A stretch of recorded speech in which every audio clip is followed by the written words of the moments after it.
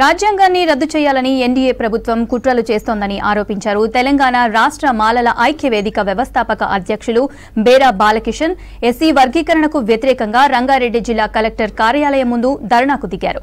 ప్రజావాణి కార్యక్రమంలో డిఆర్ఓ సంగీతను కలిసి ఎస్సీ వర్గీకరణను వ్యతిరేకిస్తూ వినతి పత్రాన్ని అందజేశారు మాల సంఘం నేతలు.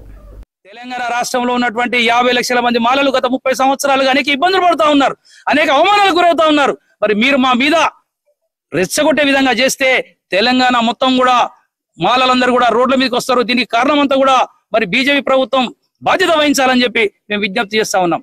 దేన్ని దృష్టిలో పెట్టుకొని చెప్తా ఉన్నారు. నిజంగా మీరు మాలలకు మాదిలకు న్యాయం చేయాలనుకుంటే మీరు 15% ఉన్నటువంటి రిజర్వేషన్ 20% చేయండి. 20% చేయండి.